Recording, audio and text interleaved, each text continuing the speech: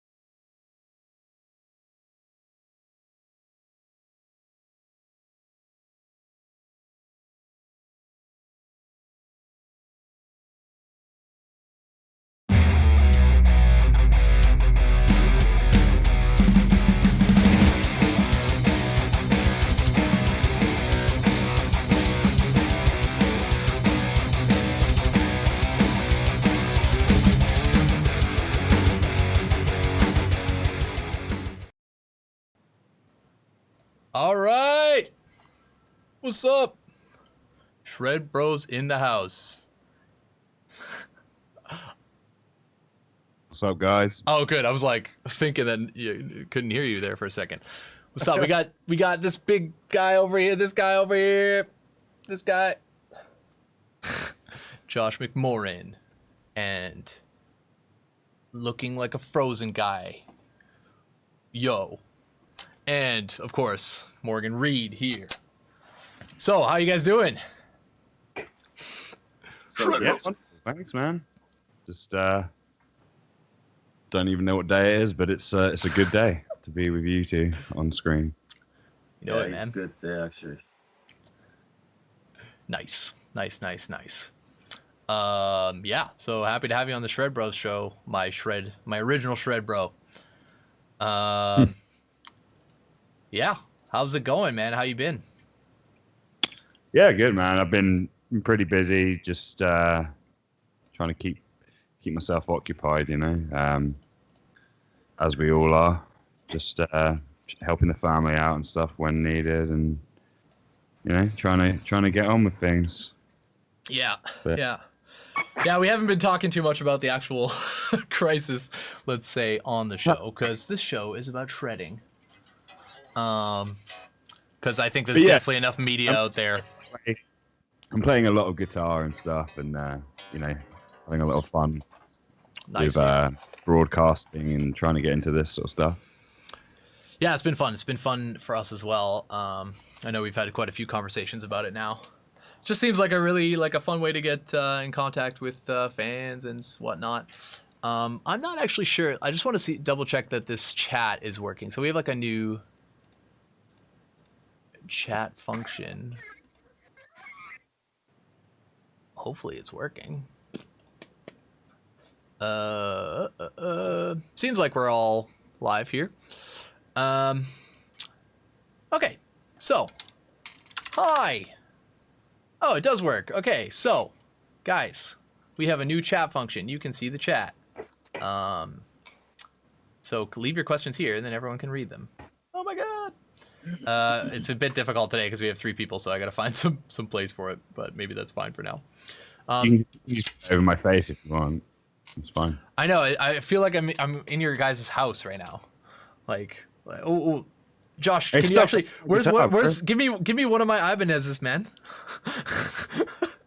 Josh has like two. Josh has 2 of my guitars at his place. Oh god. Oh yeah, baby. Ooh. Let me finger that real quick. Nice. Yeah, that's this fucking sweet guitar. Yeah. Sorry. So I've been so focused on if the stream is actually functioning properly. It appears to be so. Anyways, for those of you who don't know, Josh and I are in a band together called Bloodshot Dawn. Josh started the band 17 years ago. Yeah, January 2003. No, it's 15. That's crazy. That's crazy, dude. And I don't know. I guess I've been in the band for like 4 years now, 4 and a bit.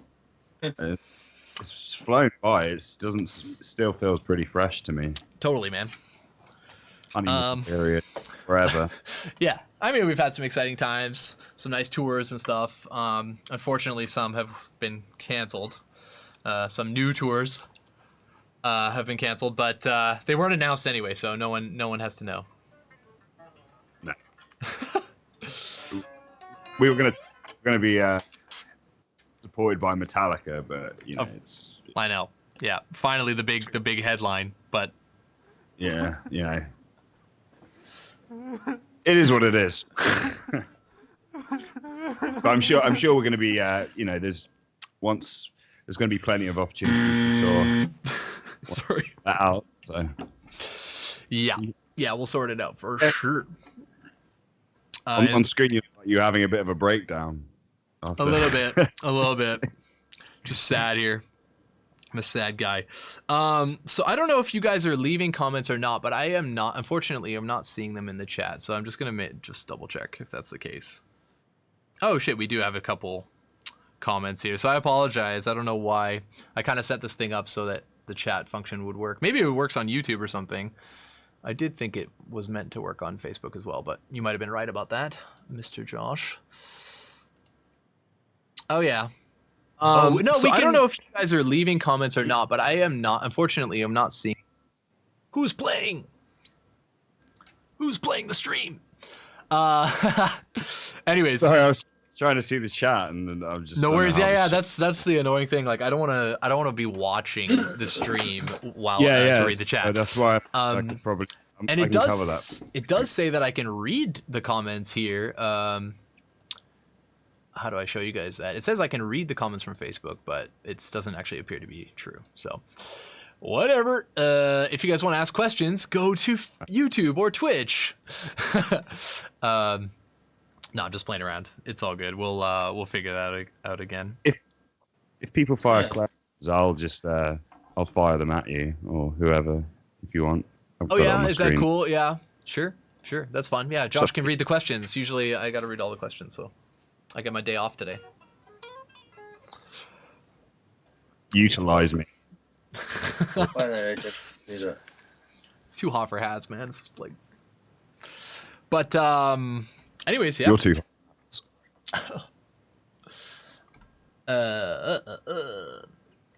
Unfortunately, when I was setting this shit up, my camera settings got messed up as well, so I look a bit like shinier than usual. But that's not important, honestly. What is important is how are you guys all doing out there? Leave us some Shred-related questions in the comments. Yeah. I don't know. We're happy to be here. Usually we would start the show with a Shred, so maybe we should still do that. How you feeling, Josh? You want to show? I mean, you don't have to Shred. You could play us a nice tasty riff. You can play us one of your forlorn riffs. Maybe I could, play along a minute of tunage, bit of an exclusive. Sweet. We got it here first. So I'll just go for it. Sure. I'll probably cut it out halfway through. I'll make you bigger so everyone can see. Oh God. Bye, Here we yo. go. See you later. Yeah. All right, this song's gonna be on the album. It's probably gonna be the single, maybe. Who knows? But cool. I'll play it up a little bit of it. Here we go.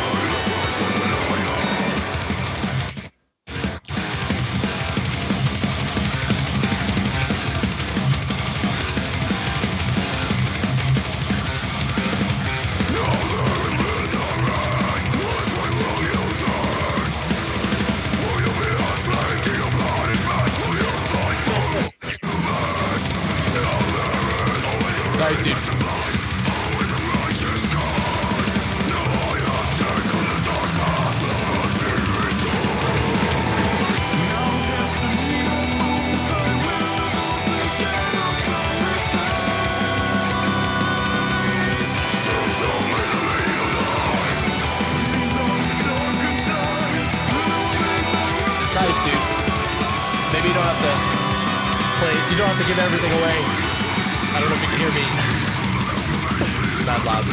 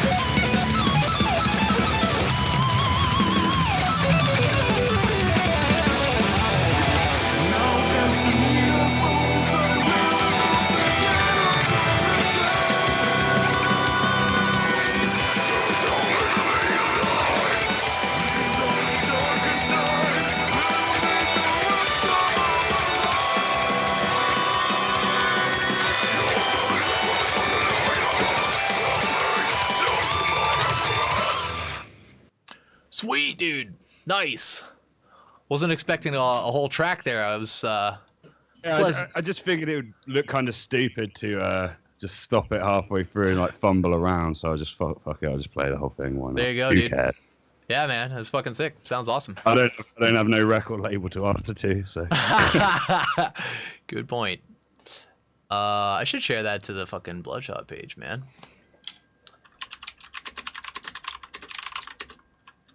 Sound alright there? Yeah, man. Sounds really good. Yeah, it's fun. Yeah. And that I shred did was crazy. Cool. That was Lee, right? Yeah, that was Lee Lulan solo. Nice. What an amazing guitar player he is. Yeah, dude. Should get him on Shred Bros. Sure, I'm sure he'd definitely be down for it. Yeah, man. When did I meet first? I don't know, man. It was around 5 years ago or something like that I was doing like a lot of guitar competitions, and we ended up being in a few together. He was Crazy. like insane That back was then. right. Oh shit, sorry, man. No problem. You can just mute the volume, dude, and they can leave the stream going. Yeah. Cool. Oh, shiza. Apparently my post isn't public. I gotta make it public. Yeah, that was fucking sweet. I mean, so that what you just talk a little bit about your project, dude. Talk a little bit about what that was. Tell us a little bit about what that was. Oh, okay. So essentially, I had to be a bit more proficient with boys. You're cutting out a bit, dude. Unfortunately. Can you hear me now? Any better? Yeah, I think so. Alright. Hopefully it's all right. I'm just gonna drop Facebook. Yeah, so- probably. Just should be fine. Yeah. So essentially, I wanted to learn how to use a DAW properly, because it's always, been a bit of a side thing for me because I've been so focused on, gigging and, management stuff and trying to book all that stuff. And that's quite consuming in itself to, to really network properly and do all that. So, yeah, I mean, started off, I just did a song, like a single song, which you featured on, actually. Which is still my favorite one, actually, out of all of them. Sweet. Because of you. Thanks, bro. Yeah. Yeah, so it essentially evolved, really, because I never wanted to release it at first because I didn't think I'd be able to produce something that would be worth releasing. But it's kind of evolved into something a lot better, and it's good quality sounding. Yeah, man, it sounds killer. I mean, I can tell the people a little bit that obviously I've heard a lot of the tracks and stuff, and I mean, originally when you had showed me some of the songs, I wasn't sure if we were gonna do like make some Bloodshot related like stuff out of it.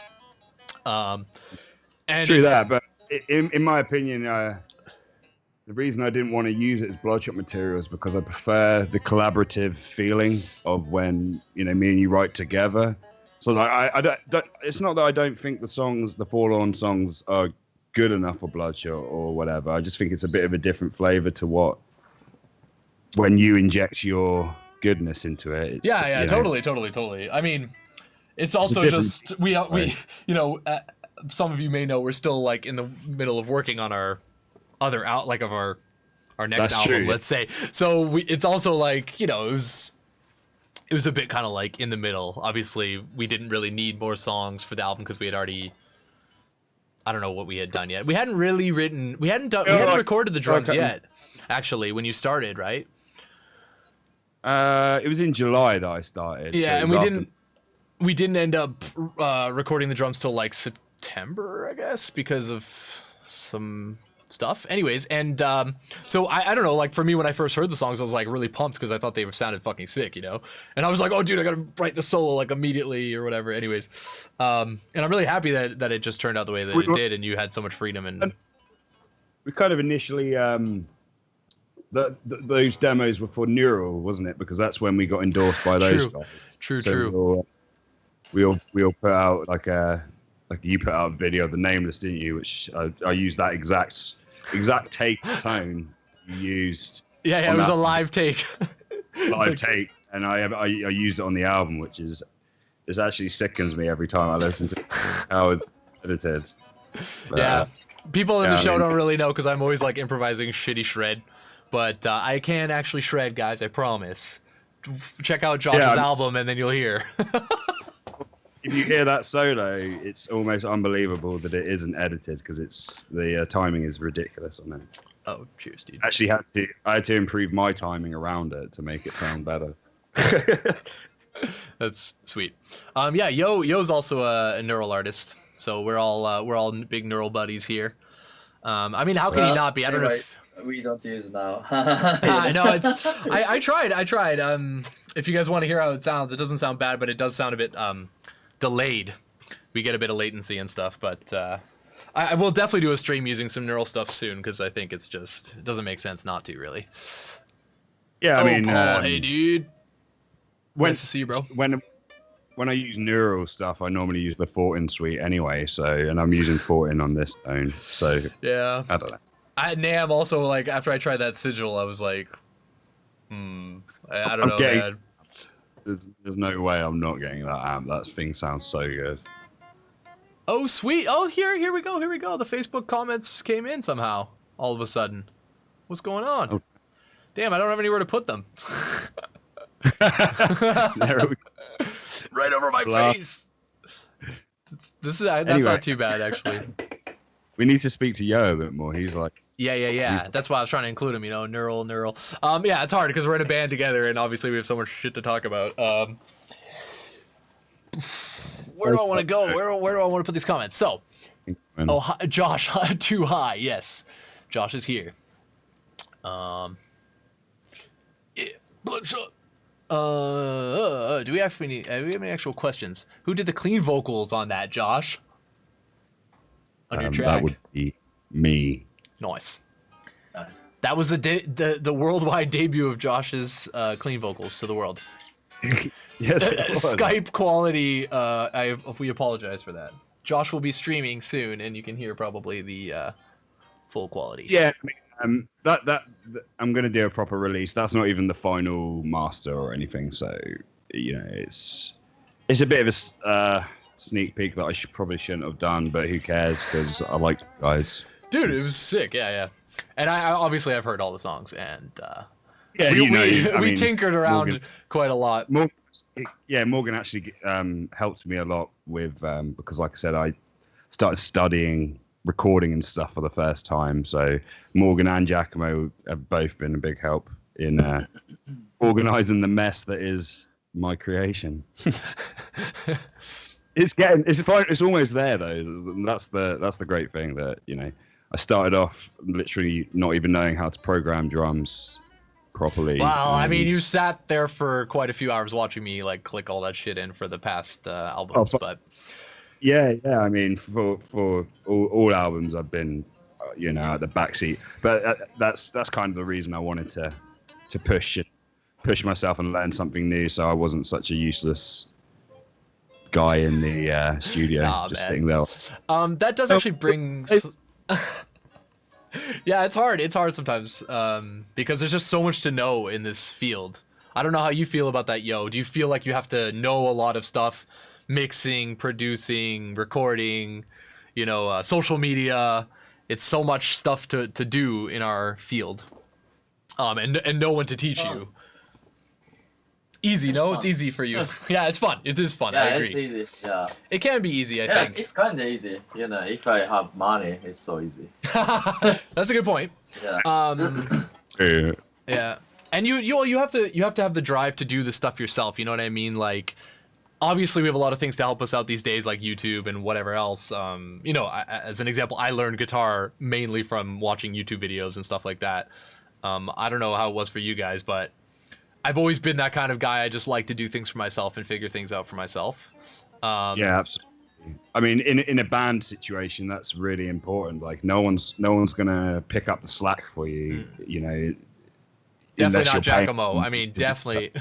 It's all about you get back as much as you put in with the band thing, and that's why I think to be a success, it's all about really dedicating yourself and believing in what you're doing. True. And realize, I think a big part of that is realizing what tools you actually need. Because if you can get the tools and if you can put the time in, you can figure out how to use those tools properly. So if anyone's looking for advice, I think like something that really helped you, Josh, for example, was just getting that computer. I mean, that opened up a lot of like possibilities, let's say. So yeah, I mean, I had a basic DAW set up on my previous laptop, but that thing was like the worst thing ever, to the point where I was put off from even working on it because it was so terrible, But I think the computer was a huge inspiration to me with the music as well, because it gave me more of an incentive to come upstairs and be creative, when you've got a creative space as well. Yeah, that's really important. We all have our little studios, we're all sitting in our little mini studios. So obviously we put some value on that for sure. It's definitely important to have a comfortable situation and just work on it, make it as nice as you can. Because I mean, especially if you're working a lot on music and stuff, to take pride in your workspace is, I think, very important. So we have a question here from Vivek. Tell us when you have loads of ideas and other bandmates aren't responsive or quick to work or expand on the ideas with their contribution. So that's a difficult thing because obviously, Josh was just mentioning how motivated you actually need to be, self-motivated. So if you can't find people who are motivated to the degree that you are, then you might need to look somewhere else. I do think that's obviously like a kind of like easy answer, like an easy fix, because it's not always easy to find people at all who maybe even have the same kind of vision as you. But I do think it's at least important to put that out on the table and talk about like your values as a musician, as a creator, and what you expect. So I think that would be obviously like a good first step, is just like tell other people what you expect out of the situation, and if they're not willing to give that to you, there's no sense in compromising, I think, your creativity. And that's why there's so many solo projects and stuff like that these days anyway, because people just it's quite easy obviously to do everything yourself. Yeah, with the solo projects, the other thing is that you're only really focusing on what you want, I think being in a band situation like what we have with Bloodshot, both being very heavy creatives, is actually a very difficult situation, like, to make work. It can be. It isn't for us. But but with compromise and, actually enjoying and caring the other person's creative point of view, it makes for something quite special, in my opinion. It makes something different. Now, don't get me wrong, I really love solo produced music, but for me, you can always hear when stuff's a bit more collaborative sometimes. Not always. I agree. Obviously. I mean, I definitely agree with that. I have a lot of, I mean, as you guys are also both working on solo projects as well as I am, and I have a lot of fun doing it. Let's say like I feel really creative. I feel like I have so many ideas. I can get all those ideas out. But what I struggle with when I'm working alone or I can be happy that I have my own ideas and that, I don't need to rely on somebody else for like that inspiration. But then at a certain point, I get a bit like, I don't know, I get a bit kind of bored with myself or I don't know where to go necessarily to be really 100% happy. So I think it does take a lot of like introspection, I guess, to work for yourself. So it's not that easy. I'm not saying that that's a solution to your problem of not finding people who are necessarily as motivated as you. It has its own downsides for sure. But it is, yeah. I don't know. You can, I mean, I think we're living in a world where you can do everything and, have your cake and eat it too. Yeah, I think the best way is just to be realistic with people, like if they're not meeting your expectations, then I wouldn't get mad at them about it, because that's just going to push them in the opposite direction. It's best just to, like you say, part ways or whatever, and just keep your creative integrity intact. It's funny because I'm just thinking, like, I want to ask Yo how he does with bandmates, but I know, like, in the past sometimes Yo, because you're so good, sometimes you maybe don't think you want to practice as much maybe as some other people in your bands and stuff, like, or I don't know, this is something that I know from you, that you're so good, it's just so easy for you to show up and just be like, and everyone's just like, oh. How is it for you to be in a band, man, or to work with other people? I don't know, nothing. Just like walking, It's chill. I mean, yeah, like so free, so free, yeah, all the time. So free bird right here. Yeah. People say, like Shred, they don't want to say anything. Like, you just do what you want, yeah. Yeah.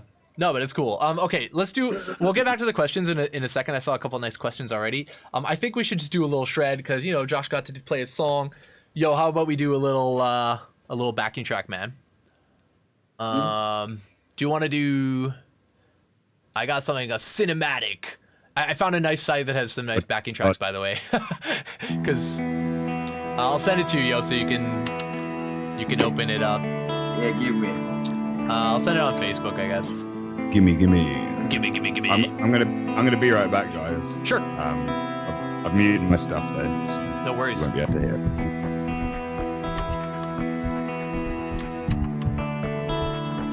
Oh, it's such a nice intro. Oh, it's coming.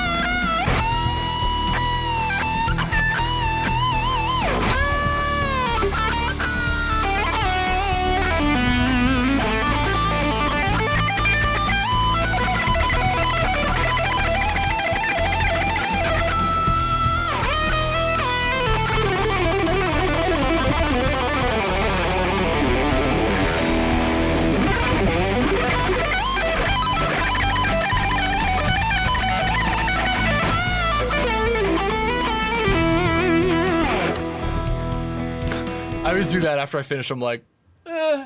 All right, dude. I'm sorry. I should have changed the little video settings here, so we can get a nice close up on Yo now. Boom. Huh. Is it? Yeah. Sorry, it's a little bit out of tune there.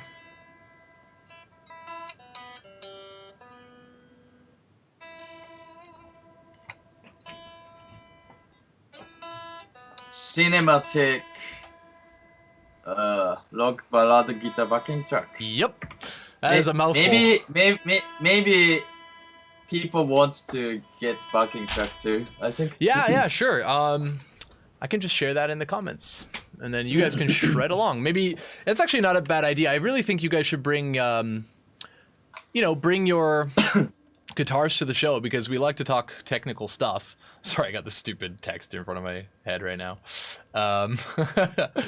But yeah, we like to talk technique, and we like to, improvise and try and give you guys some inspiration for yourselves and see if you can play along or whatever. Yeah, boy. Yeah. So it's in the it's in the comments of the stream. Cinematic rock ballad, guitar backing track, jam in E minor. So Look at this. let's do it, man. Give it to me. You can skip ahead maybe a little bit of the intro because it's really, Super long. yeah, it's really long. It's also a bit quiet.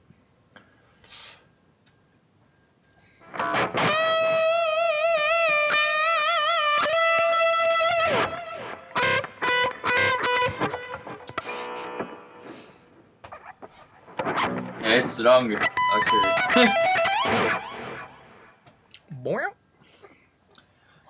Oh, hi, Jess. Nice to see you. Ah, damn.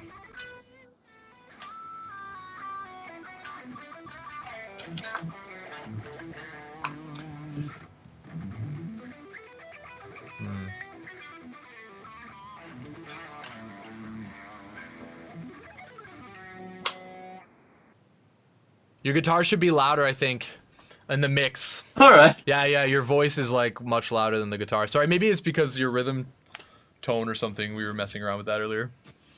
How's it now? I also don't hear the backing track so well, unfortunately. How's it now? Better? Bit more still? How's it now? That's perfect. Maybe a tiny bit down. Tiny bit down. Now? Sorry, I know we're doing a little sound check here, but it's hard to predict how. Why? Yeah. Well, I don't hear Alright, it at try all. that I don't again. hear it at all. Okay. Yeah. Now that's perfect. A little bit down. No, it's good. Okay, fine.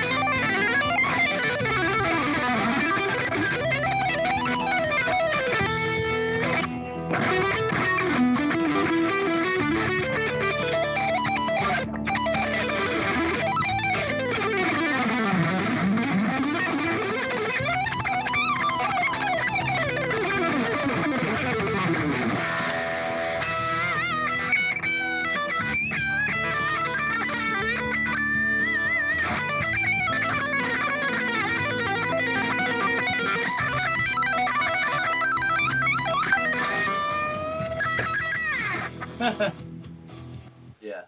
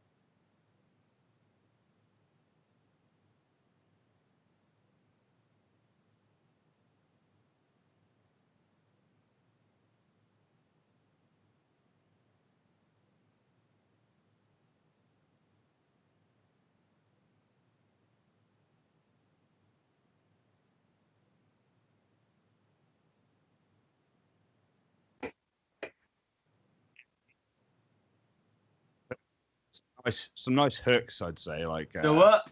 Did they say the no sound? What the fuck? Shit, that's my bad. Fuck. Sorry, I had muted myself. No, I talk so much. Yeah, sorry, I had muted myself because I didn't want to. I didn't want to, because Yo was so quiet. I was trying to make myself quieter in case I made some annoying noise or something. All right, so this is gonna happen every show. That was the most insightful thing we've ever talked about, and I know, it was like I can't repeat it, man. It like hurts my soul. Sorry, guys. never gonna Can't know, be guys, said I'm again. All right. That's good because Thank I you. was being a dumbass anyway. And now I have time to think more. Joy. Yeah, exactly. No. So what I was mentioning was Aiden's question. Yeah, just his question about what makes a good Shred album, essentially.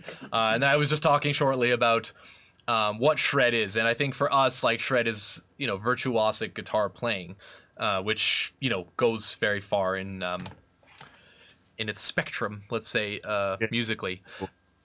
Sure. But I do think what Aiden is specifically referring to is those kind of instrumental guitar albums.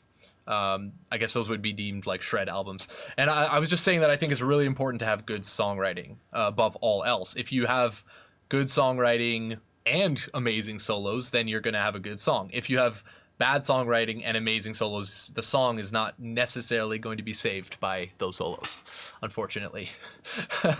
So I do really think it's about the songwriting. Yeah, hooks, like Josh was saying, hooks, melodies. I think a lot of people like that I really like obviously Paul Wardingham or something. Unfortunately, I haven't mentioned him too much on this show, but he's essentially my favorite instrumental guitar player. I mean, he definitely is. And his songs are amazing because they have hooks, they have melodies, they have choruses, they have really nice breakdowns. They have they have everything that a good song has, and then Shred that will literally melt your brain. Yeah, agreed. I think it's about serving the music that you're trying to portray as well. Like, there's no sense in doing like rock sounding stuff and then the most insane shred over it. It's about, it's got to have a taste to it as well as everything else. Like, but I'd agree with you in saying that the songwriting is the most important aspect of it to really capture the listener and draw them in, because there's a million sweet picking picks out there by a million guitar players. So to stand up, it is the songs for sure. I mean, that definitely brings up an interesting aspect of music in general. Like, I do think as musicians, we have the tendency to feel like there's a lot of competition or a lot of other people out there who do things like you. Like how you said, like there's a million people who can sweep pick. I do think all of those people, they're entitled to their voice and everyone should do what they feel and as artists and try and, make music that they like for themselves and that they can share with other people. But I do, like with you, I do really agree that, that sweep picking isn't going to make a good song. So if you don't work on those aspects of yourself, I do think it is practice. You have to write a lot of songs. You have to write a lot of crappy songs. You have to find kind of like your flow, You shouldn't stifle yourself on the fact of worrying if it's a good hook or not. You should do what comes naturally, but the end result being good to the listener or not is really based on the stuff we're talking about. But yeah, definitely you shouldn't like worry about that too much. No, definitely. It's just funny actually because I just realized like Fred is in the chat right now. Fred Fred Brum, he's an amazing guitarist and songwriter as well, you know. And like sometimes I think it's just making me think a little bit how we also describe music. You know, I think we have obviously it's very good to have so many different genre names and so many things that help you also find music that you like. But at the same time, like if I were to categorize Fred's music, would I call it a shred guitar album? It is that, right? It is that on the one hand, but I actually think it's just they're just great albums. Like the songs are really well written. So I don't think shred is like an insult, but some people tend to use it as such, you know, and try and take away a kind of dimension on the music, you know. As in my opinion, obviously being a shredder, I do think that, you know, I'm a bit biased. So I do really think that actually having that virtuosic element to the music is only benefiting the music. 100%. No, it's a loaded question, I guess. A lot of the time as well, like you'll get the player's style and feeling in the virtuosic nature of the playing, you know. So it is. Well, shred brings out all those idiosyncrasies, those like kind of, you know, audible mannerisms, let's say, of somebody's playing, and shredding and playing solos is for me the peak of expression musically, because you have all of the aspects of rhythmicality, all of the aspects of harmony, you know, on top of, you know, just pushing the boundaries of what's possible as well for oneself, obviously. I don't know. So obviously we're pro shred here. I can say that. I wonder where you would get that idea. No. Yeah, sorry. What do you have to say, yo? Sorry, we're always talking so much. It's hard because, you know, English, and I do want to have your thoughts though. What do you think makes a good shred album, yo? Shred. Like a nice. Yeah, when you're listening to like a you know, like a nice shred album, what makes a good shred album versus a bad shred album? What makes you go back and listen again? I all the time like you know, if I only shredding like a more instrumental song, but I all the time like listen like a more backing. Mm-hmm. You listen to the. Yeah, that's interesting. Yeah, because those implications of scales. Yes. Scales? I don't know. Maybe Phrygian. Like I like so much like a thrash metal, you know. Thrash, yeah. I mean, that's like the thing, right? Yeah, like a. Yeah. I mean, That's you're bringing up a good point, actually. Just talking essentially about, you know, your preferences in genre aren't being stopped when you say you like shred albums. Like a shred album can still have all different kinds of genres, and that's something that's really a good point as well, right? Like if you're making a good shred album that is in industrial cyber metal kind of thing, like Paul's music, obviously those elements of that other kind of music are also very important to the music in general. So the aspect of it being a shred album is also only one characteristic of it, let's say. Definitely interesting. I mean, genre and stuff really is only a way, in my opinion, it's really like overthought about. I feel like genre is a way to help people identify with music in their own way, you know, because like our band, for example, is a prime example of it, because some people are like, yo, you're a technical death metal band, or you're a melodic death metal band, or, you know. So I think genre really is just to help people identify you in their own sort of spectrum of what is, because, you know, I wouldn't say we're a technical death metal band. We're not a band that sits down and we're like, right, let's make this as intense as possible. You know, we'll happily sit back and do power chords. Yeah. But at the same time, Josh, if you listen to our solos, then you're like, damn, that's technical. So I think it's just more of the buzzword that people are using for like metal these days that isn't of another genre. You know what I mean? It's just something else that, like, I don't think we're not technical, but at the core, metal is pretty much all metal is technical, isn't it? Like, in its nature, it's fast. It's, you know, technical to some regard. Guthrie go and say, oh, he's playing technical jazz. You know, he's just playing jazz. It's technical. Well, you know? no, that's not true. He's not playing jazz. He's playing, like If he was playing a neo- jazz, for example, and No, it was no, really technical, which normally it is Yeah. with his styling. Yeah, but that's what I Right. mean. He isn't pure jazz, right? No one would say. I mean, that's just a whole other argument, right? Because jazz has just as many genres as metal, so it's difficult to go into that conversation. I don't think that genres are a bad thing. I just think that, No, bad thing. They're not a bad thing. That wasn't my point. yeah. But I just mean Guthrie, for example, like if you asked a jazz musician and showed Guthrie Govan to like a purist jazz musician, they wouldn't say it's jazz. You know what I mean? It's all about perspective, is what I mean. My point is he's an insanely technical player, yet he never gets labeled with technical in front of any genre that he, tries to play, because he obviously plays mixed genre. He plays for pop bands and stuff as a session. Yeah. And, I guess it's like fusion, but fusion. Shred. Yeah. It's interesting to think about, because I think fusion as a genre, for example, has a lot of that like technique, those technical aspects of those other styles of music fused together makes it even more technical. So it's kind of intrinsic, just like I think technical is intrinsic in metal. But since metal has gotten so broad, if you are doing very technical things, you can use the word technical in your playing to, I guess, double imply. It's like literally like saying this is technical music, almost. So Yeah. in that regard, I don't think we're technical, because especially in our rhythm sections and stuff, we're not that crazy. It works the same way with like shred. You said shred is such a broad horizon. Technical as well is a broad horizon. Because you can look at one tech band and it will sound completely different to another tech band, yet they're still both technical death metal. Yeah, exactly. So, But that's the reason why I wouldn't say that we're not technical, because the spectrum is so broad, and because we do have a lot of elements that would still broadly categorize us in that nature. And if it's going to help people find out about your band, because that's a kind of buzzword that people are using right now, I'm not like opposed to that, let's say.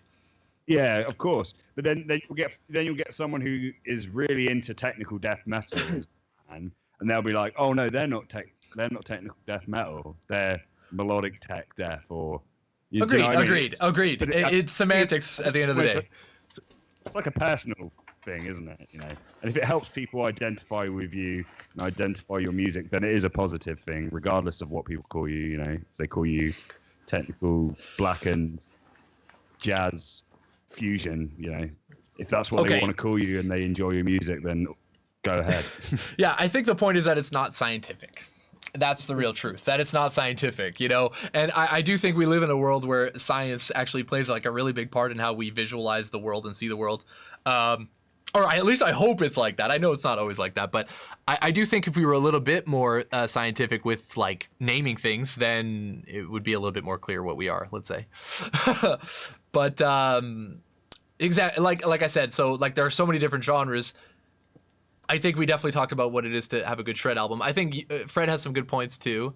He says, it's a tool. Really thing to me is that it needs the context to work. Else it will sound like an exercise over a backing track. I mean, we all want to avoid that. And everyone can hear if somebody's, trying to play shred on like from its most basic roots, like everyone can tell if that's just like, just playing scales. Like I think we could definitely hear that. So we're definitely trying to avoid that. And I don't really listen to any music like that. So, I don't know. Yeah. Probably move up a question though. Yeah, sure. We don't have too many questions, unfortunately, right now. It's hard, really hard, says Jean, or John, or yeah. Yeah, guys, it's cool to talk about shred. I think it's good to have conversations about these topics, because somebody has to have an opinion.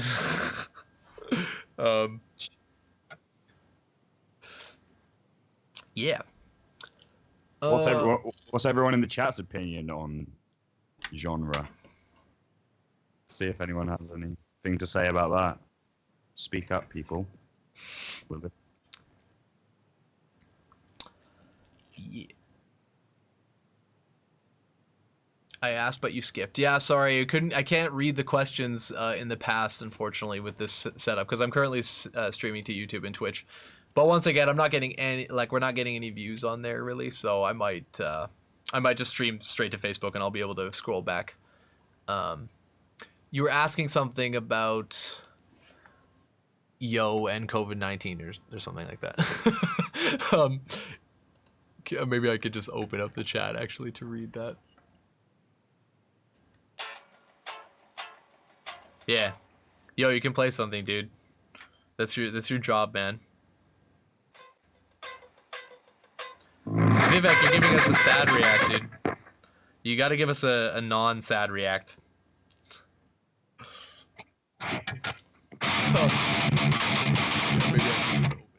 My bad. Alright, let's see. Can I get to this comment? Even in the video itself, it's like impossible to get to the comments. Wow. It's really fun. Someone said he's on YouTube, but he's just chatting through Facebook instead. Oh, cool. Yeah, I mean, you can chat on YouTube as well. We'll see the questions. They'll all show up here actually, which is nice. Genres I adhere to are really this sound great and man, not for me. Agreed. I mean, it's you know, at the end of the day, everyone's personal preference is what is the most important. My issue with genre is when bands want to call themselves their own genre. It's a played out joke. It helps nobody. Yeah. Yeah. We are Bloodshot Dawn metal. Yeah. I think that's maybe artists do that in order to, yeah, kind of separate themselves, you know, from the pack and try and, you know, get famous for something. I mean, like Rings of Saturn, didn't they call... I mean, it's a gimmick. Yeah, at the beginning, it's a gimmick. But isn't like we all have concepts. We all have gimmicks. So I can't be too mad at people, or else, you know, death metal wouldn't exist, right? Wasn't death metal started by somebody with the band name Death? I mean, it's literally that, isn't it? I don't know. It's difficult. That isn't entirely true, but yeah, it's essentially true, though. I mean, there was a few bands before Death, but were they calling themselves death metal? You think? I don't think so. Yeah, they were. It was like Possessed and stuff. But basically, he was calling him Florida's original death metal band. You know, they were like. So that was his whole angle at first. I like it though. Oh God, Fred Brum saying female-fronted symphonic blackened thrash metal. I'm not going there, dude. I'm not going to that female-fronted shit. I mean, don't even start. Because why? Their project genre is. It's just. I mean, okay. It's like the fact that there's a woman singing in the band means that if you like female singers, you're maybe more likely to like the band. So in that regard, I could see it's like Shred. If you put Shred and there's lots of Shred, regardless of whatever other genre it is, it's at least telling of some aspect of the music. But yeah, that's a spicy one.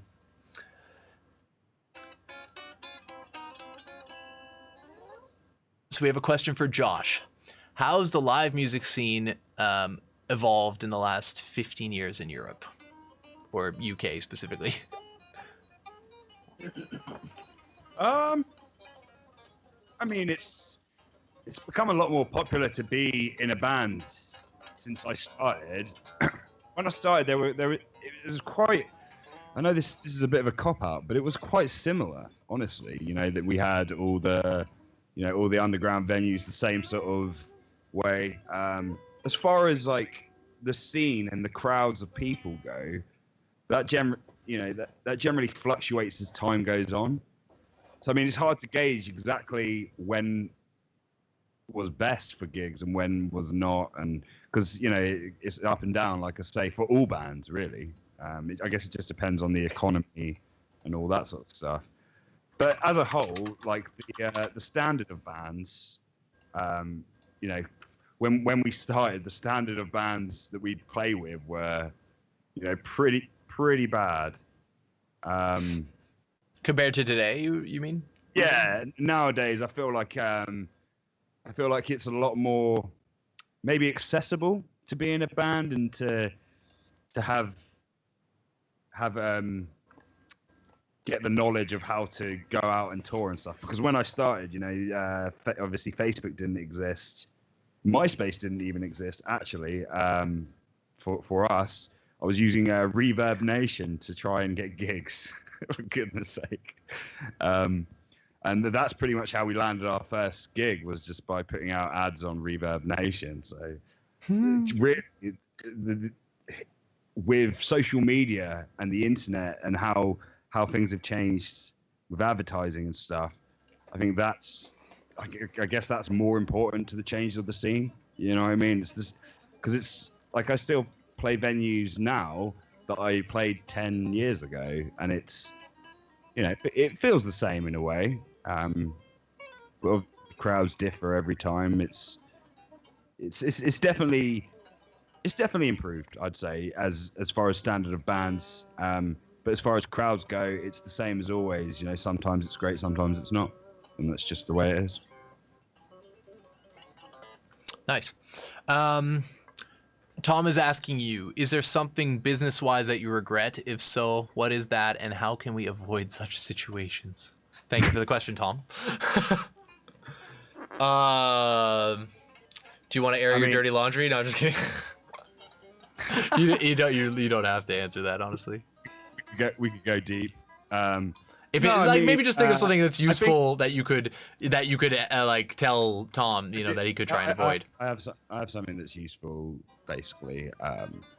As far in regards to a band business wise, I wouldn't say it's a regret of mine, because it's something I've learned from. Like, you shouldn't regret things that you learn from, in my opinion. Well, some things, obviously. Sorry, but basically, the main thing is just to not push at a level where everyone's not comfortable in the band. You know, you have to remember that the band's a unit. So, you know, if you're managing and controlling the band and you want to shoot for the sky, you have to take into account that there is 3 other people that have their own lives and have their own aspirations as well. So the main thing is just like, if you really want to push a band, is to get the correct balance with all the members and make sure everyone's on board. Because, you know, the further you push, if someone's not totally on board with that, and it's not easy to always be honest with people in these situations. You know, it's a difficult situation for a lot of the time. So a lot of people aren't used to it.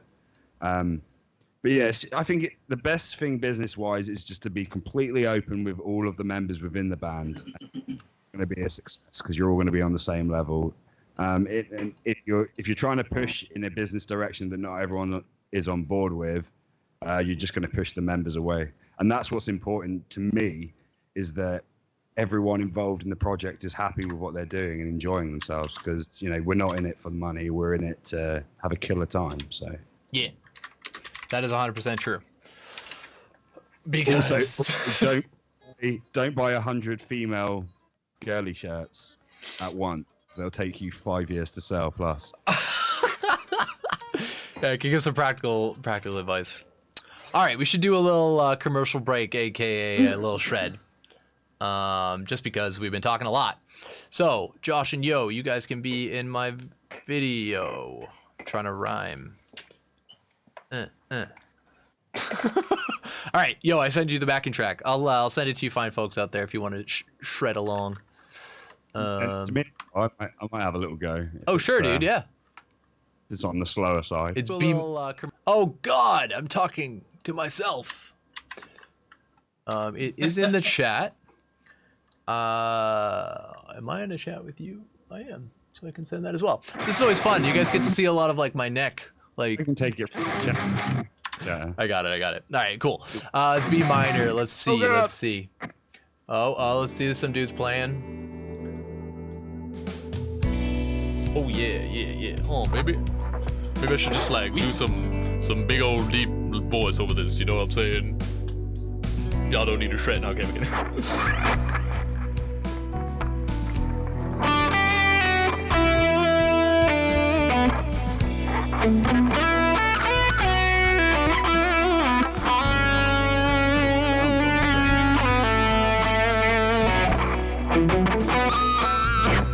Should I turn it up a little bit?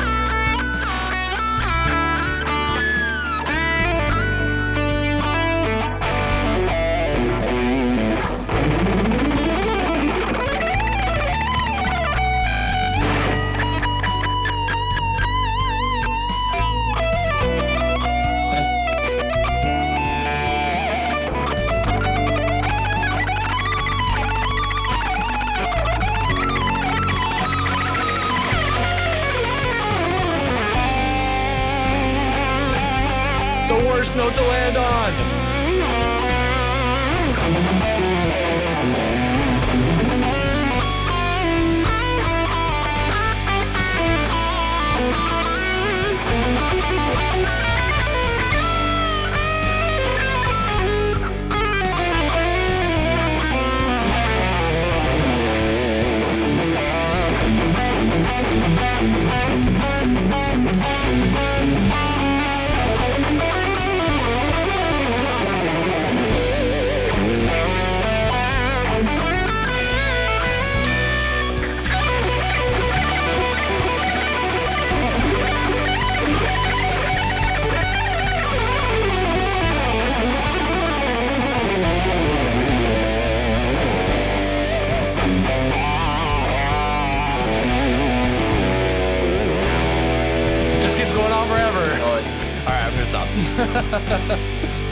That was way too long, I think, but fun, man. But it's okay. Yeah, cool. Josh, do you hear his guitar or no? I didn't. It was literally just like, yeah. Damn. Yeah, I think it's voice meter stuff. Yo, That's Felix, no, I see you, bro. Yeah, if he wants to like hear, I just sent a Facebook video and I all the time listen my. Oh, okay. Yeah. Yeah, other Facebook you watch it video on like you watch the actual stream to see me play. Yeah, that's probably better. Yeah. It's more better. Yeah. Oh, nice. Okay, I actually have the chat up here magically, so I will go back to Vivek's question from earlier. But you guys should have a shred. Somebody have a shred. Shred. Oh, shit. I've never heard this track before, but I'll give it a go. Yeah, me neither, dude. It's B minor. That's good for us because like a lot of our songs are in B minor because we're tuned to 7-string. $85 by literally clicking twice and installing a free browser add-on. Honey, anytime you check. Sick.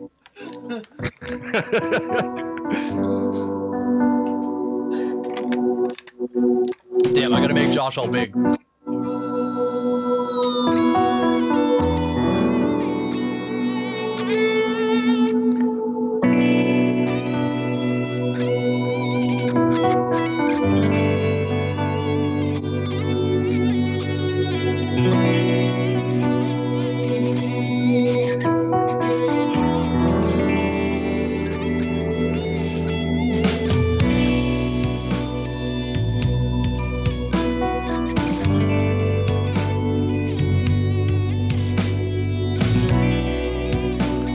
I don't want to interrupt Josh. I don't want to interrupt him. You should probably try and turn the backing track down. You can't hear me, I think. Josh! Dude, can you turn the backing track down? I just can't hear. Can you turn the turn the backing track down? Just because we turned all the volumes down a little bit earlier. Just turn the backing a bit down. Like. Is the backing too loud? Yeah, a little bit too loud. Yeah, yeah. Yeah, backing is loud.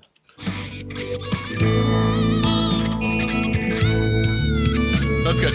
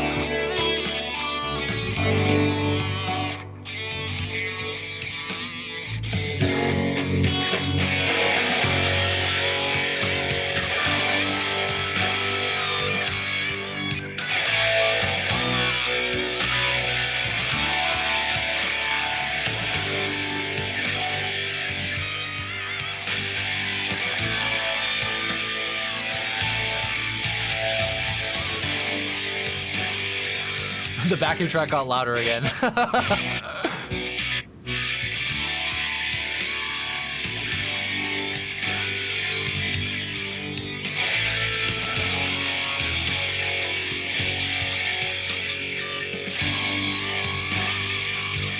Let's finish it there. Nice, dude.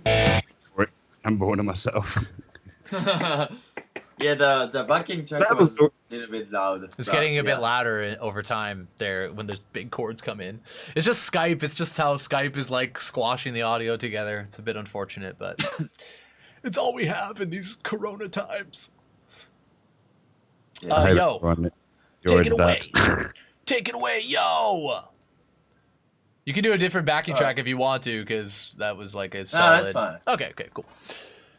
Do it. Shred the hell out of it. Yeah. I can make a bigger. Can make yo a bit bigger. Or a bit smaller. The life. I'll just have less in the side.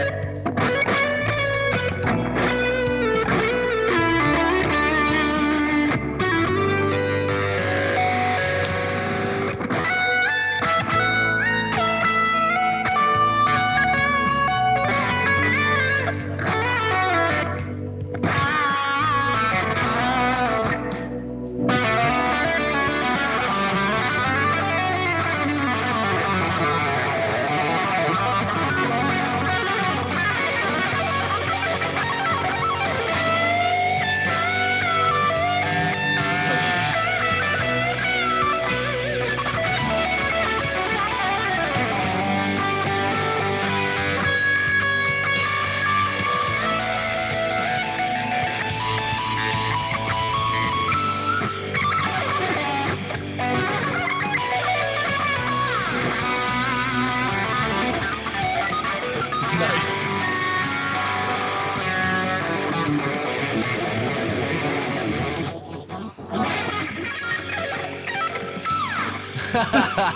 Sick, dude. Really nice. One or two notes. I think it's nice to play over, just for the people who are all wondering, like, why are we playing over, like, chill backing tracks?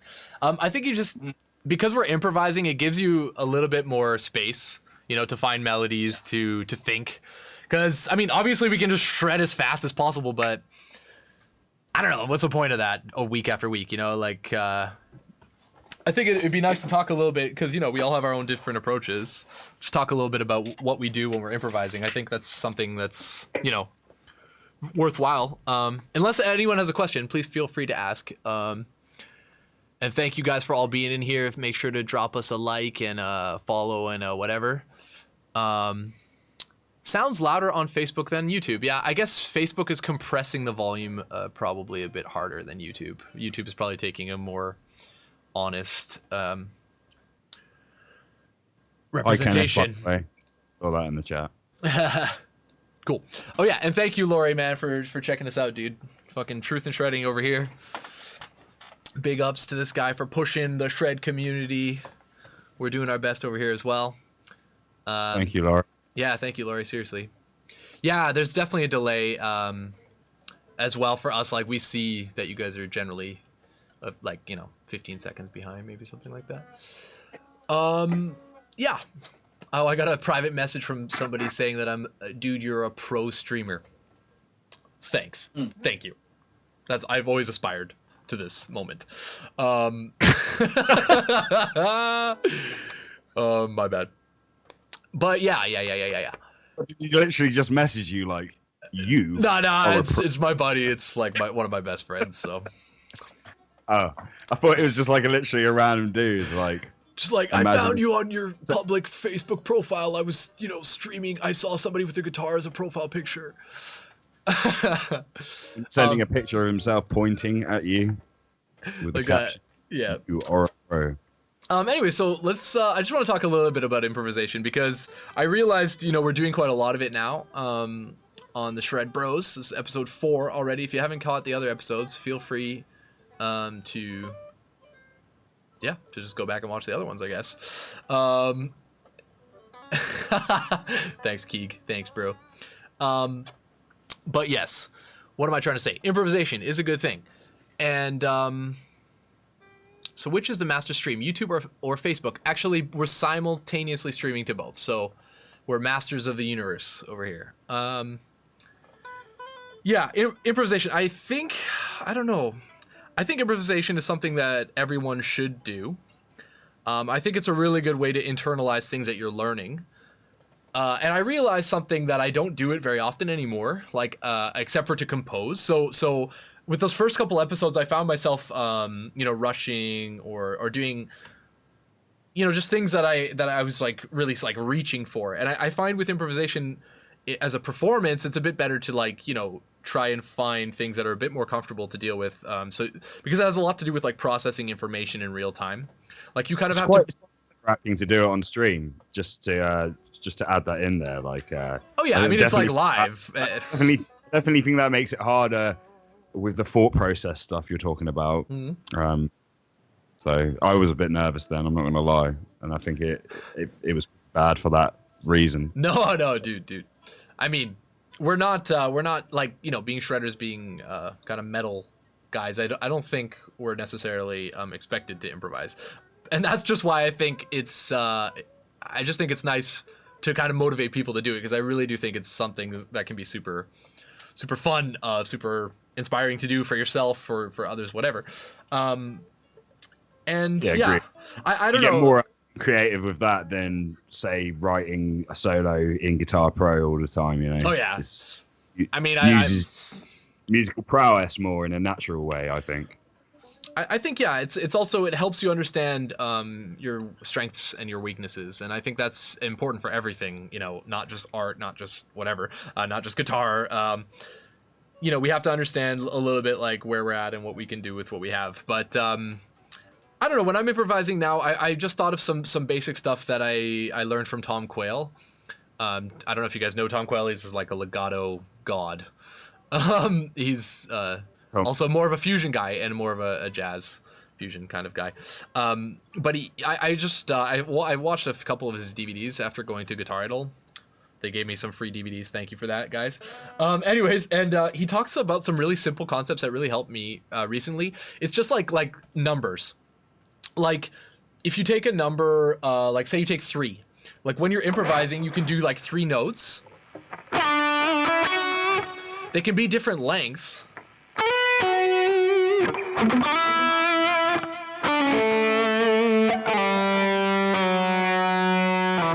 Anyways, just like taking those 3 notes and kind of what you're doing is you're essentially like putting your focus down into like a more simple concept, and I think it allows you to breathe a little bit more when you're playing. And this really helps, I think, if you're all the time trying to just play like fast stuff, to take a breather and be like, okay, I can play different groupings of notes, and it will also force me to play more interesting rhythmically, right? Because when I have those 3 notes,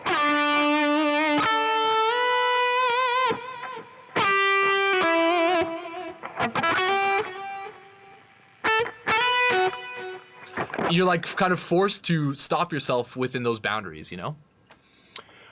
So I do think that's a little task for you guys out there with your guitars. You know, pick some numbers. You can switch between different numbers, but it's just a nice little thing on improvisation that I've been trying to apply to my playing recently. I don't know about you guys, if you have anything to add on improvisation. Yeah, like you said, it's like it's a good way to incorporate knowledge that you've learned. And I've always found that improvising helps me get out of the mindset of playing through the scales. You know, like you were talking about earlier, that's what we're always trying to avoid.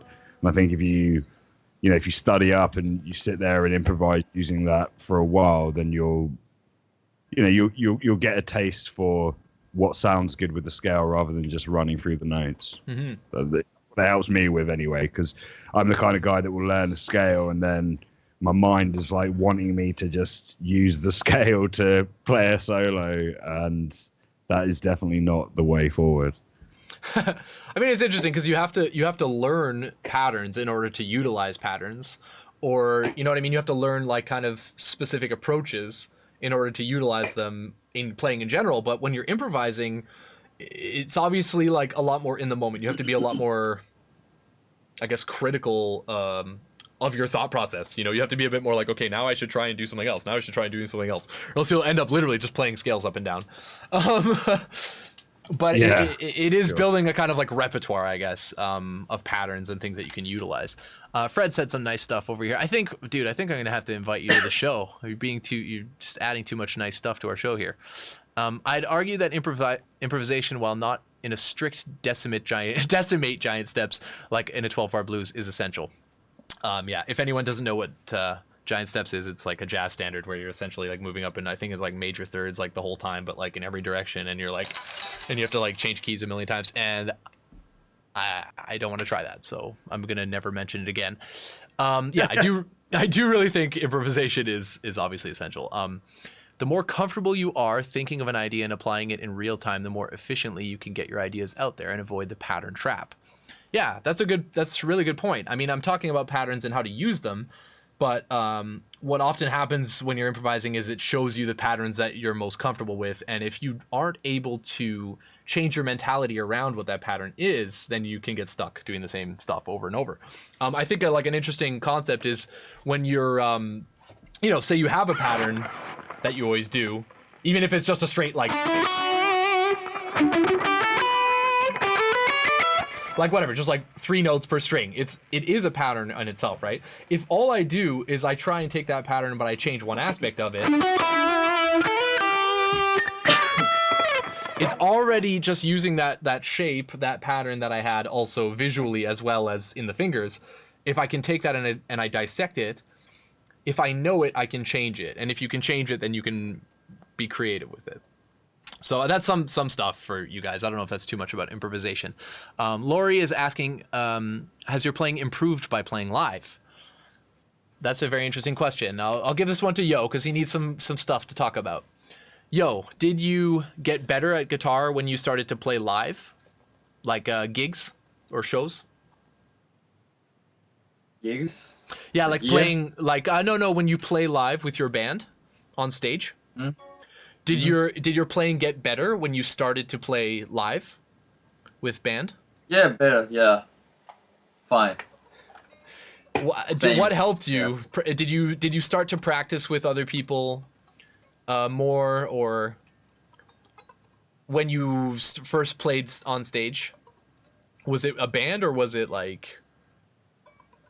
Yeah, it's band actually. Yeah. Okay. I never tried like a solo on the stage, so. Really? With your first band, no like, solos. like, I can't imagine. No. That like a solo. My music. Yeah. Like, Okay, you haven't yeah, played your solo solo stuff album. on stage. So- Yeah. Only band, yeah. Cool. Yeah.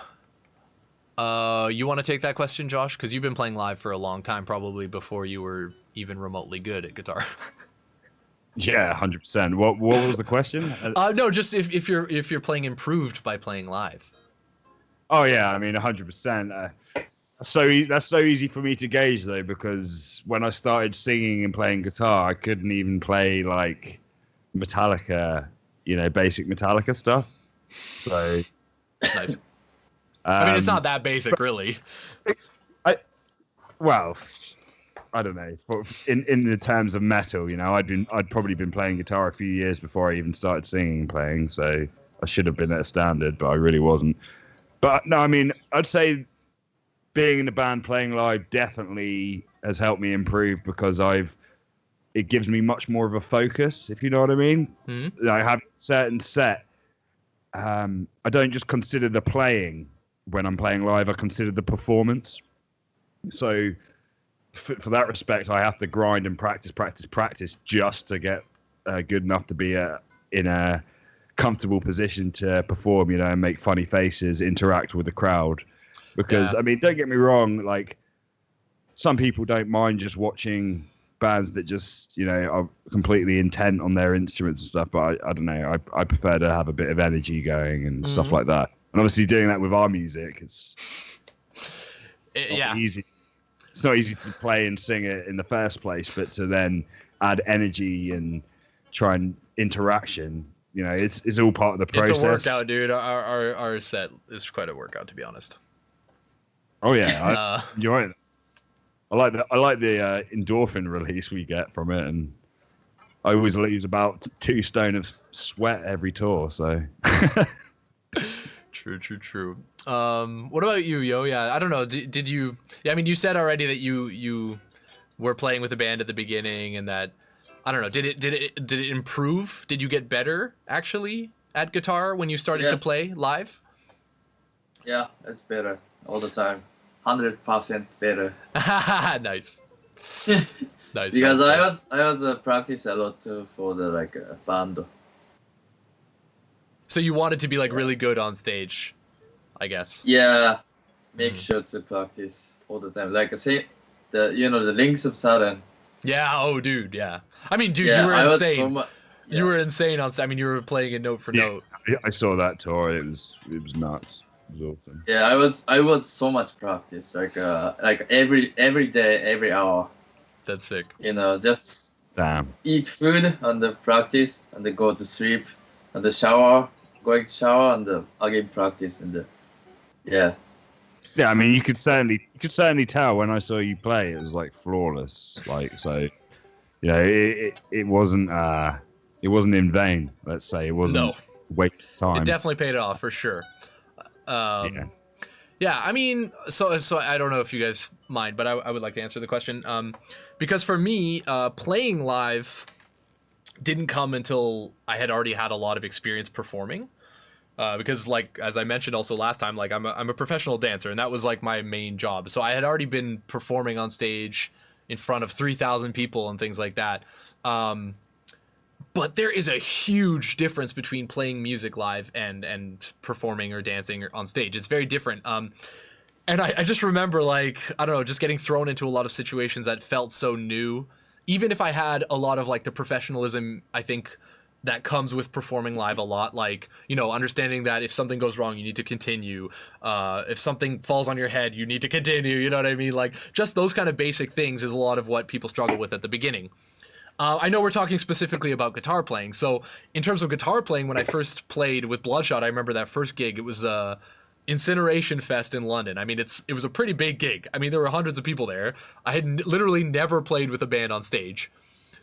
Luckily, I had played a few times, like kind of like with drummers and some stuff like that, so I could understand that it was going to be like really loud. So I brought like earplugs. You know what I mean? I knew how to plug in my Axe effects. Like I already had like all the gear or whatever. But man, that adrenaline rush. It was crazy. Like it was crazy. You know, like I remember playing the Godless solo. It's quite a fast solo. It starts off with like a really fast alternate picking run. And I don't know, man, I was just blazing. Like, I was just playing too fast. For sure, I was playing too fast. And I remember James giving me shit about it. And I was just like, sorry, dude. Like, I can't control myself. Just trying to play as many notes as I can, you know? In my opinion, you took it in your stride well, though, because, like you say, your first gig was Incineration Fest. And that's a tight festival schedule where we had, like, 15-minute changeover. And we arrived at the venue and it was like packed full of people already and stuff. It was just, man. You know, I remember the load-in. I had your angle at the time. The angle was like 50 kilos, and I was like carrying it through these big crowds of people and shit. Just like, I don't know, man.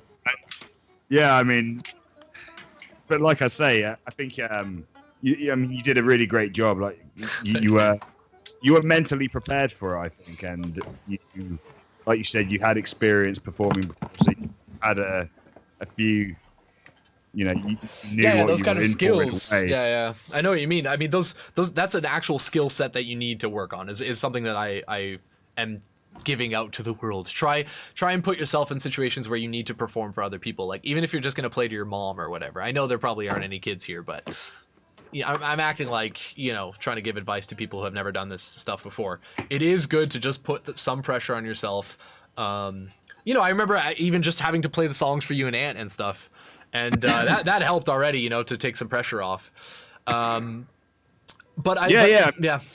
No one ever gets anywhere by staying in your comfort zone, you know. So you're really giving very sound advice, and the fact of the matter is that you joined Bloodshot 4 years ago. You'd never been in a band before that, yet you were an established guitarist, you know, before that. So I think that really helped you gel in. And now what, 100 gigs later or whatever we've done. Yeah. At least. It's like breathing to you now, isn't it? Like you're expecting the adrenaline, and I mean, I love the adrenaline, dude. Because it allows me to slow down, you know, and it makes me feel like everything's a bit easier. It's totally, man. No, I know what you mean. I could bring that up because what's interesting is when I first joined the band, I was essentially only playing guitar, and that was like still really comfortable for me, just playing guitar. Obviously, it's something I've practiced a lot of, hundreds, thousands of hours. So it felt really good to play guitar live. But then, dude, when I had to start doing vocals, you know, it was a whole new experience, you know, and I just remember the first time, like, I played this Quantum, whatever, this Quantum riff. I can't play it because I'm in a lead tone. But anyways, I was playing that, and I have like quite a long like verse, and I just remember the whole world just like slowing down in that moment, and I was just like.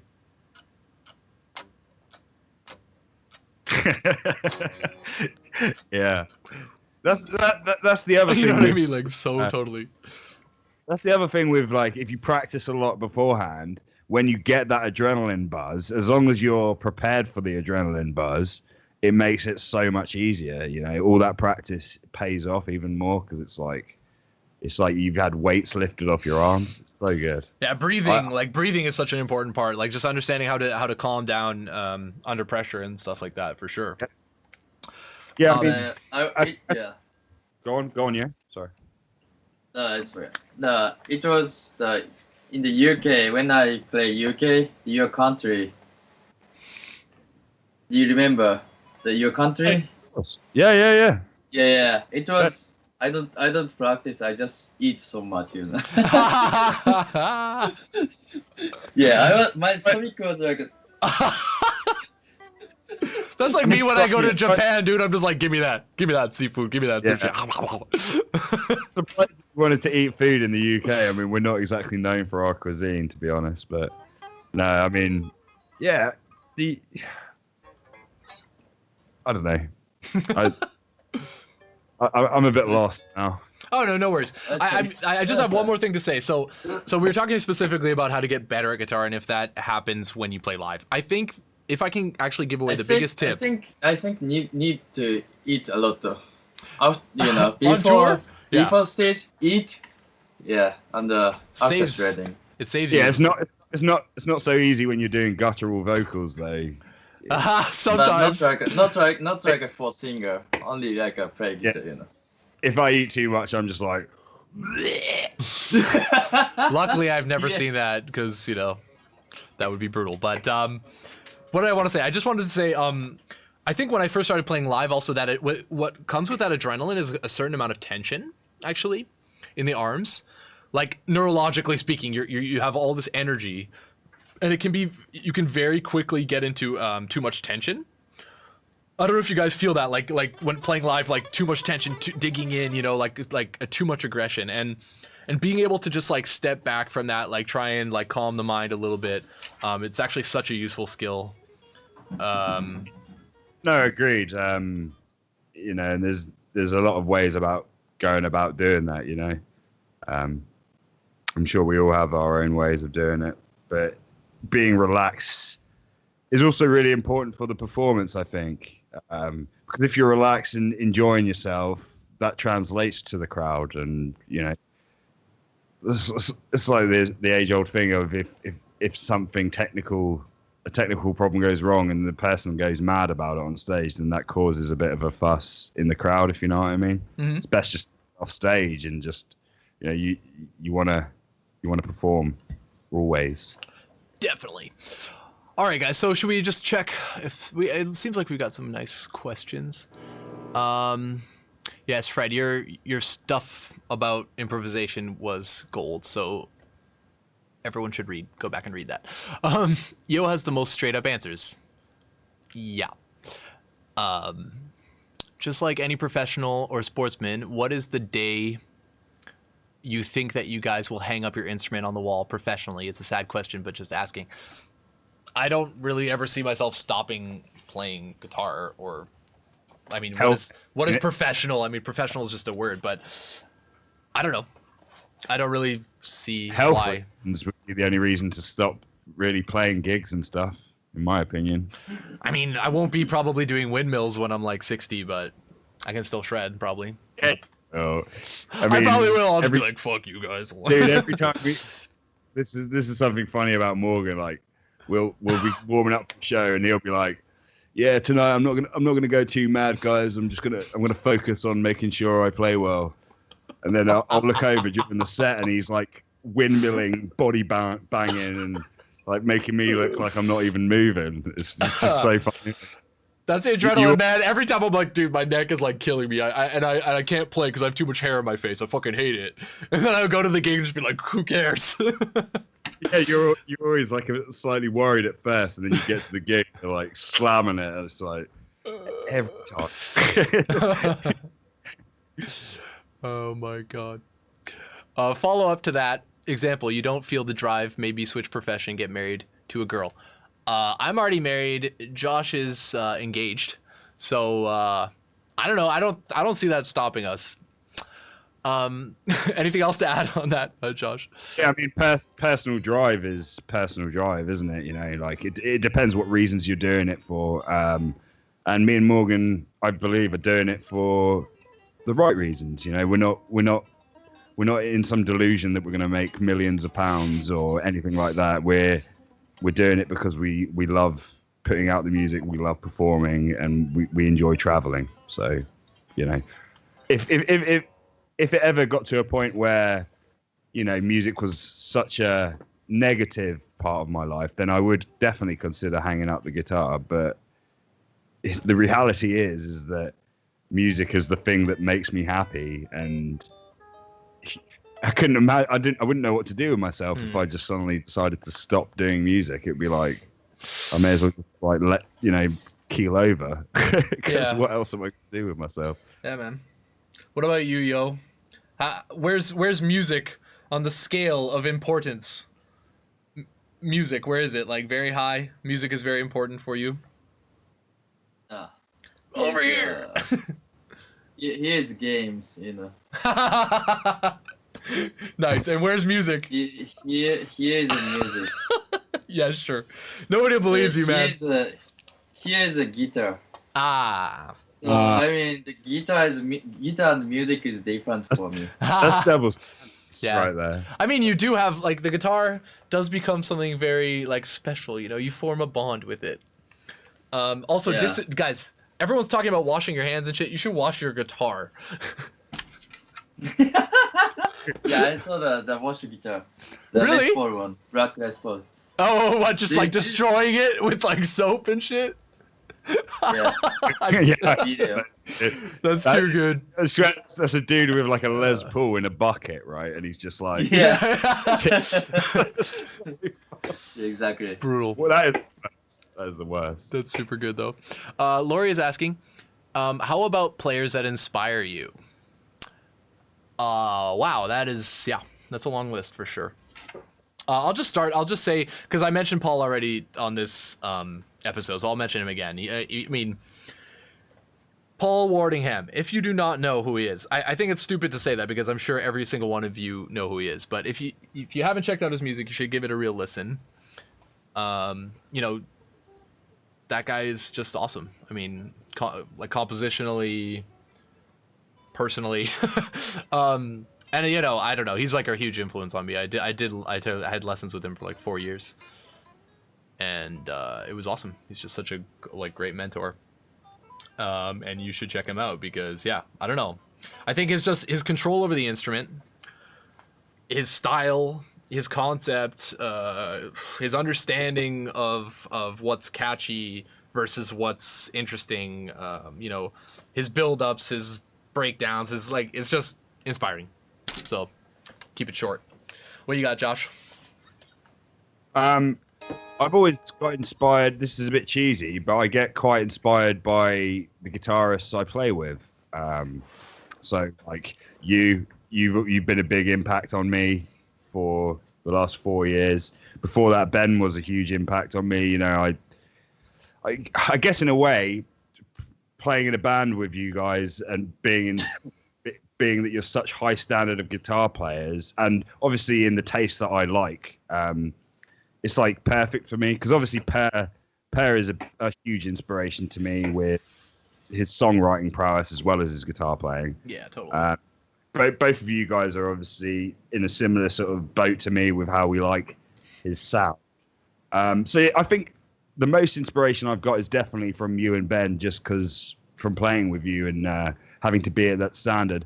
But other than that, Andy James is a big inspiration because I don't know. I don't know why. I don't know why watching his videos always made me want to better myself for some reason. I watched loads of his instructional Melody. stuff.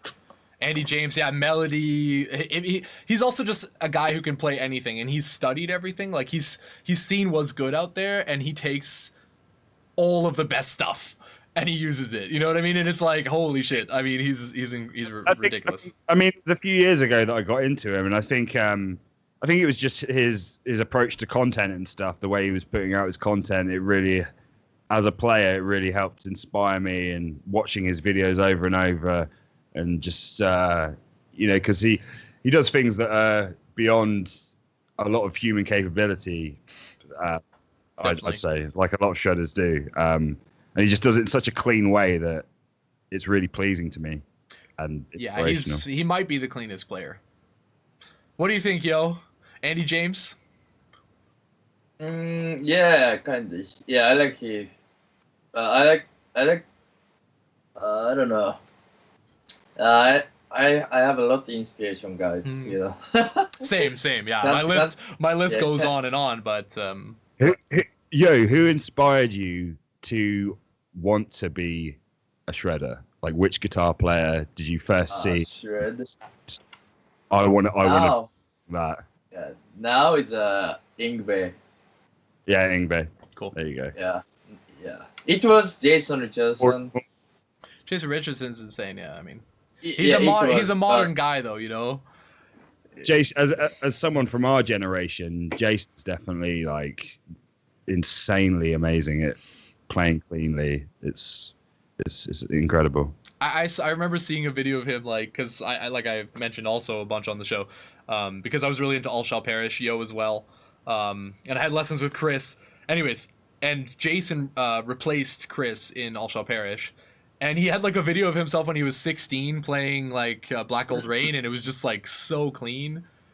I just studied that video, you know, for like I was trying to cover it as well after only playing guitar for 2 years. I'm like sitting there watching Jason's video, trying to do it as clean as him, you know, and he's not even the guy who wrote the stuff. So that guy is ridiculous. I mean, he's insane. I met him at NAMM. He's a really nice guy as well, to be honest. I like. I mean, I don't really like his music, and I'm not going to sit here and say that I go out of my way to listen to his songs. But the videos I've seen of him are quite creative. He seems to have a lot of fun with the stuff he's writing, as well as being, you know, insanely technically talented. Mm-hmm. Yeah. I mean, I think the songs are good songs. Like I think, for example, like, you know, going back to this, what is a Shred album? Like his album is a Shred album, but it also has like a lot of other, you know, interesting properties and a lot of, you know, nice composition and interesting. It's also just a bit different, you know. It's quite a modern kind of compositional style. It keeps you interested, you know. It's definitely not like too repetitive or something like that. Let's say we were actually me and Jason. We were actually in the same issue of Young Guitar magazine. I mean, you know, nobody knows who I am, but we were like both in this like Young Shredders thing, and that was pretty cool. So. I have a small claim to fame. To be put in sports with someone like that's fucking. Oh, excuse me. That's really good. It's all good. I've been swearing a little bit. It's no worries. Did we answer? Yeah, that was an answer. Sorry. So, nice modern day Babylon shirt. Yeah, thanks. Thank you. This is the first time I've worn it, and I've had it for like 3 years because I don't know. It's just I like it. I really like the design, but I don't know. I left my house with it today, and the neighbors were looking at me like, "Do you do acid?" And I was like, "No." No, this design is amazing as well. This artist is so cool. He also did stuff for Born of Osiris and like a bunch of cool shit. So you should follow him on Instagram. I can't remember exactly the name right now, so I apologize. Chelsea Green, yeah. Yeah. Morgan, please say 2 good things about Yo and Josh as musicians and one thing as an area of improvement to each other. Humble musician can take feedback. I believe all 3 of you. I don't know. I mean, that's an interesting question because it's more of like a what is that called? A request. I don't know. I don't think it's as an artist. And as these people also being, you know, what I would call my peers, I don't think it's up to me to tell them what they should improve on. Obviously, like working together, and I've worked with both these people now, writing music together, things like that. Obviously, with Josh, like quite a lot more. And we work on our relationship, but it's more of like a private thing, you know. I've never been somebody who's like, Josh, you should work on this or work on that. I will be somebody who tries to motivate, let's say like from example, or I try and bring the best out of people when I'm like producing people. I do like taking on that role. But Josh does the same thing for me. So I don't feel like it's fair for me to say what you should work on or whatever, you know what I mean? So that's my answer to that question. I apologize it wasn't more interesting. A lot of the time I think I know when I've done something that isn't perfect. You know, we're bad boy. And same with you. You know, if we're playing live and you do a mistake, it's pointless for you to tell me. It's pointless for you to tell me, yeah, because I'm like just like in the background, just like whipping myself, like fuck. Yeah. We're all in the same boat, you know. But yeah, like I say, I mean, if you did tell me, like you could, if it's like constructive. So, like, you tell me I could improve this by doing this, then I'm always happy to listen. But, you know, I don't think any musicians really talk to each other in the way, like, you should be doing this better. You know, it's more of a, you should do this, and this is how you could improve it if you're willing to listen. Yeah. I just think there's a time and a place. There's a time and a place. Like if we're writing music together or something, and there's something that isn't 100% I'm okay with, I know that you're anyways like really open to my opinion, you know. So I don't feel like that's an issue. It's just difficult for me to come up with something right now because I don't have any examples. Like obviously there's things that we can all improve on. One thing I can think of, in a situation of what they've said and how we implement it, is sometimes little bits of riffs slip, you know? So I'll be playing maybe 2 notes that aren't exactly as intended. And then you'll come to me and you'll be like, you know, oh yeah, I do notice wrong. stuff like that. Yeah, I do notice stuff like that. I'm like, God damn it. You know, I didn't even realize I was making the mistake. So then I'll grind it out for, 20 minutes to relearn the part.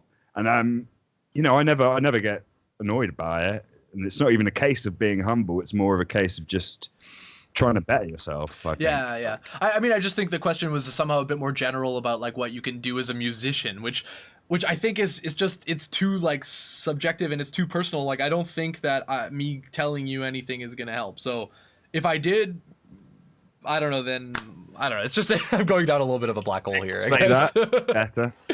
Okay, dude. Let's do one final shred, and then adieu. What do you guys think? Let's do some metal stuff. Why not? I gotta find a metal backing track though. What key? Metal backing track in. Maybe try the J minor. G minor. Oh God. J minor or P minor, Z minor. Z minor. Fucking, X minor. Fucking black X hole minor, dude. Let's hear this shit. Oh God, I have to start. What? Yo, you can start and then I can steal all of your ideas. Give me the backing. Wow, Amir is here. Hi, Amir. Give me the backing. So cool to see so many nice people in here. Yeah, playing some guitar, and we're almost done the stream because it's been about 2 hours. Well, coming on 2 hours and 10 minutes or something like that. So we're winding down. Yo, you want take it away? Are you what's smoking? Good, Something in your house is smoking, dude. Is it your computer? no, not smoked. It's steam. Ah, nice. Very good. Got super dry. Steam your vegetables, people. It's very healthy. It keeps the vitamins in them. Don't boil them. If you boil them, you have to drink the water after. The more you know. I don't know. Yeah, I know. All right, try the. It didn't work. Oh wait. I have backing. I send the backing in the Skype. Oh, you found a backing. I found a backing too, man. Oh, really? I don't know if I want to open it in Skype. It's gonna mess everything up. Okay, you know what? I'll do my backing and you do your backing because we always do the same backings and that's boring. So random heavy metal in G minor. Is it too loud? It's quite loud actually. So it's time to use the Facebook again. You guys can't hear anything. Sorry.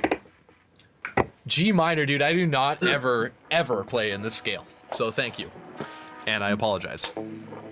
I am Canadian. Josh, you should open Facebook. You know. Yeah. All right, let's check it. How do I mute it so I don't hear it? It doesn't come out through. I see, man. So you should. Okay. We'll figure that out later, dude. I'm just not listening.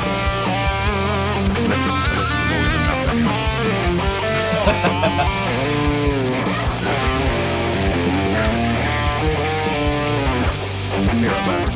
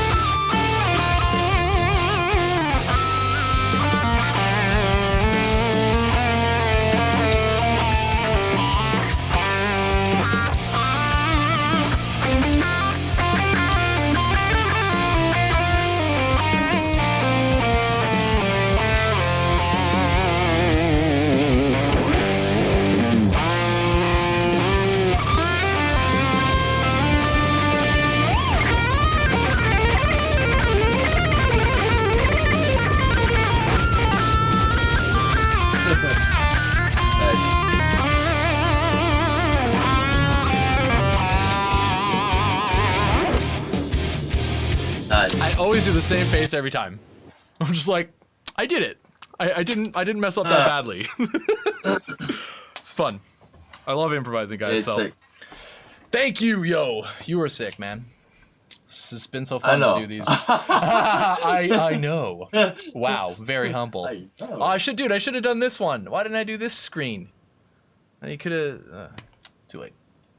All right, take it away, Mr. Yo. Is it the? Are you gonna do the same? Ingve, yeah, give it to me, man. G, I like that key, by the way. It's pretty nice. The what? I like the G key. minor? No, I really like that key, the G. I do the like a E flat minor because it's half tuning, you know. Oh, sure. All right, so I have to send here for people. 15 people here, Oh! actually. It's not too bad. 2 hours. No one's bored to death yet. That's good. Oh, no. Don't forget to leave Yeah, a yeah, like, yeah, all of you, please. We need the likes. I'm just kidding. I actually don't think it matters on Facebook, really. But we gotta try. Yeah. Maybe we just move it only to YouTube or something and just see, and if like nobody comes, because the quality Yeah. the quality is so much better on YouTube, man. Yeah, exactly. Because I'm streaming 1080p, 60 frames. Like the video should be like crystal clear. All right, that's coming. Sounds good, man. Sounds killer.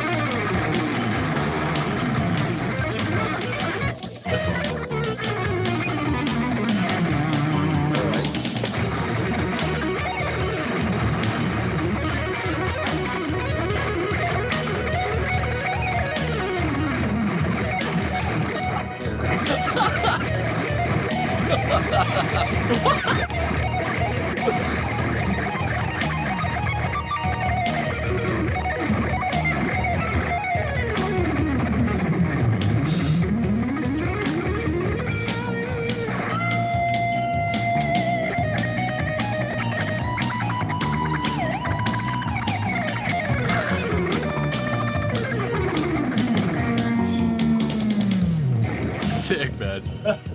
So cool. Love it. I love it. Good. Dude, what was that was like really I'm gonna put myself in Josh's spot. I'm just gonna pretend I'm in Josh's house right now. No big deal. Streaming live from Manchester, UK. Yo, Malmsteen, Tasty Ja Malmsteen. Yeah, dude, I know. Sorry. Dude, what was that one Rusty sweep pattern? Was it like that? It's like from Outworld or something. I remember that. Yeah, it's yeah. Oh, Yo's green! Okay. Oh, that's sick. Yeah, you're green, man. I don't know what's going on, dude. That's a bug.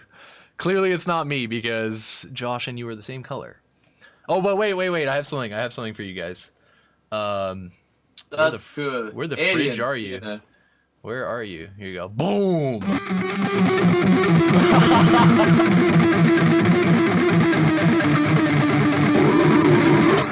We always always doing that. At least one growl per episode. Yeah. Yeah, the my thriller is over super here. alien. Yeah, I don't know what's going on, man. Maybe just close video first. Sure. It's coming. Josh is back. Dude, I really like it when you're like kind of going out of key with those arpeggios. I think that sounds super Yeah, good. it's like a minor on the 6th string. When...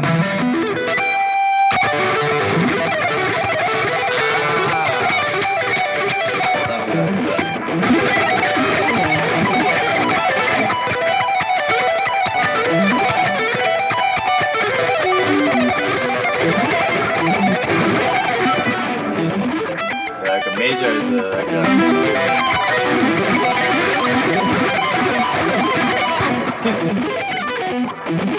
It makes so fast.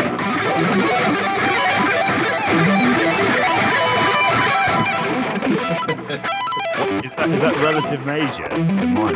Yeah. My yeah, actually like a Oh, excuse me.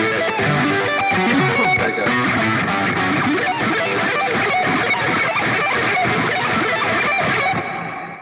And It's a, here's a little easy tip that I learned back in college. yeah, easy one, but Could be wrong, but to find the relative major of a minor, you just go up 3 frets, right? To get the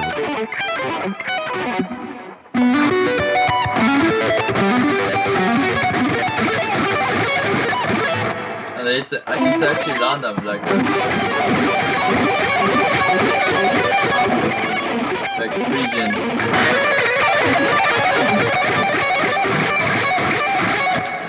Yeah, it sounds funny. yeah, it's just like this.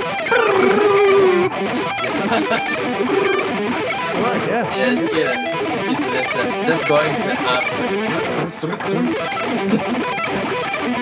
never like back. Only just going to that like. Oh, it's just down.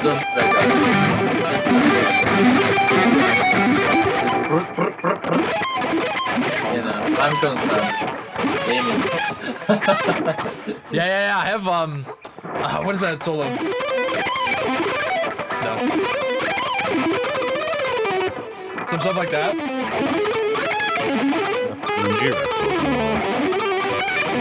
No, it's not. Yeah. Up on the Throne of Fear, isn't it? No, it's track 6. Oh god, I can't remember. I love that solo.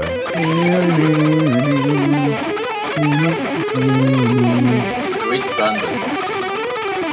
Bloodshot Dawn. Yeah, one of my solos. I say that solo because it's not mine, and I'm a fan as well. Okay, guys, so I think we should maybe call it. It was super fun. I think it won't be the last time Josh is on Shred Bros. You know, send in your applications to be a guest, and you know we'll review them. We'll peer review them. Just kidding. We have guests lined up. And I think it's fun. I think it's fun to have guests on, and it was nice to have you on here, Josh. So thank you. It was wonderful. I just want to say that I'm starting my own stream as well, and Morgan will be guesting on that next week. So if you enjoyed our banter today, there'll be more of it next week probably. Yes. If you can't wait to get back on Shred Bros. But yeah, no, thanks for having me, guys, and thanks for doing this. Really, because you're both really great players, and it's I'm sure it's keeping a lot of people interested. Thanks, dude. Seeing lots of stuff that they'll probably never be able to play. So thank you for that, guys.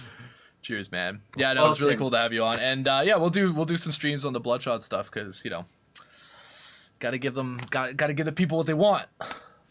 I think I'm a bit sad that this like the way we are now is the closest we're going to be to each other for a while, but I do feel I feel We'll close. see. This feels close. Yeah, dude. I mean, like I was literally in your room before. If you want, I can get even closer. Here.